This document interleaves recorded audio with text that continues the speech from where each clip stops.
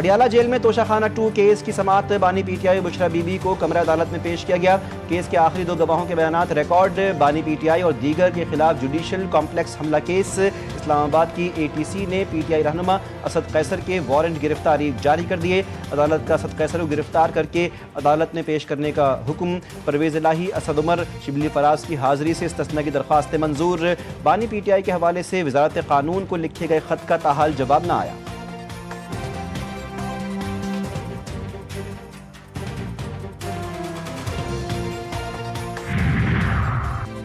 پی T آئی کا agenda ریاست مخالف نہیں۔ بانی پی ٹی آئی نے بھی کہا ہے کہ ملک بھی ہمارا ہے، فوج بھی ہماری ہے۔ Chairman P T I barrister Gohar نے کہا کہ آج بھی بانی پی ٹی آئی سے ملاقات نہ ہو سکی۔ ملاقاتیں ضروری ہیں کیونکہ پارٹی بانی پر ہدایت پر چلتی ہے۔ علیمہ خان بولیں گی توشہ خانہ کیس میں ایک گواہ جھوٹا ثابت ہوا، جھوٹی گواہی پر کیس ختم ہونا چاہیے۔ اسلام آباد کی مقامی عدالت میں متنازع ٹویٹ کیس۔ ایمان مزاری اور ہادی علی چٹھا کے ناقابل ضمانت وارنٹ گرفتاری جاری۔ ایڈیشنل ڈسٹرکٹ اینڈ سیشن جج کا 2 ملزمان کو گرفتار کر کے 24 ستمبر کو عدالت میں پیش کرنے کا حکم۔ پی ٹی آئی رہنماؤں کے خلاف آزادی مارچ کا case. District and session court نے سابق گورنر سندھ عمران اسماعیل کے وارنٹ گرفتاری جاری کر دیے۔ عدالت کا عمران اسماعیل کو گرفتار کر کے پیش کرنے کا حکم۔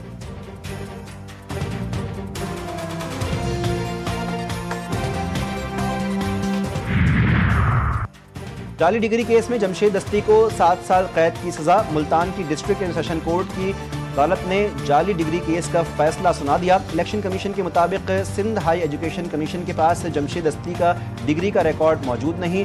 ملزم نے آرٹیکل 62 اور 63 کی خلاف ورزی کی۔ کراچی کے علاقے لیاقت آباد میں پولیس مقابلہ۔ فائرنگ کے تبادلے میں 2 لٹیرے ہلاک۔ شہری سے لوٹ مار کی واردات کر رہے تھے۔ زخمی لٹیرے اسپتال لے جاتے ہوئے دم توڑ گئے۔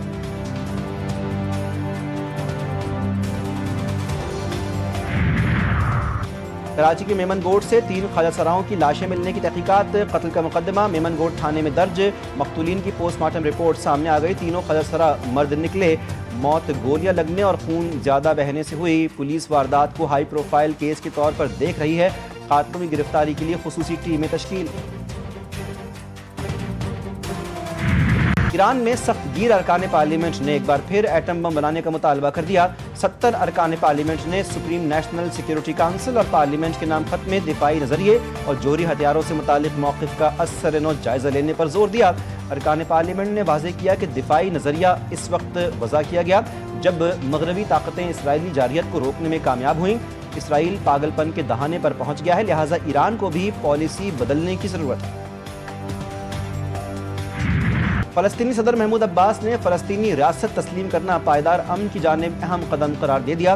برطانوی وزیر خارجہ یویٹ کوپر نے کہا کہ 2 ریاستی حل زندہ رکھنا برطانیہ کی اخلاقی ذمہ داری ہے۔ اسرائیل کی مقبوضہ علاقوں کو ضم کرنے کی کوشش سے امن عمل خطرے میں پڑ جائے گا۔ جرمن وزیر خارجہ کا انتباہ۔ یورپی کمیشن کی سربراہ ارسلا ون ڈیر لائن کا مقبوضہ علاقے ضم کرنے پر اسرائیل کو سنگین نتائج کا انتباہ۔ برطانیہ میں فلسطینی مشن کی عمارت کو سفارت خانے کا درجہ مل گیا۔ فلسطینی پرچم بھی لہرا دیا گیا۔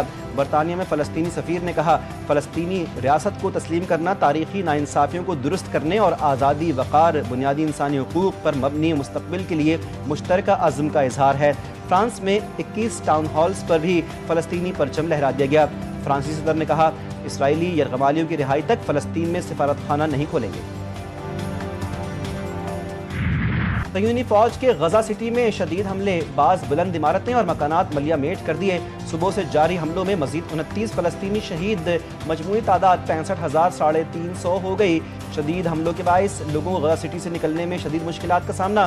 غزہ کا محاصرہ توڑنے کے لیے اٹلی سے نکلنے والا مغارب سمود فلوٹیلا ڈرونز کے نرغے میں آ گیا۔ جہازوں پر مسلسل پروازوں سے شدید خدشات۔ مرکزی قافلے میں شامل ہونے کے لیے لیبیا کا اسپتال بردار جہاز بھی چل پڑا۔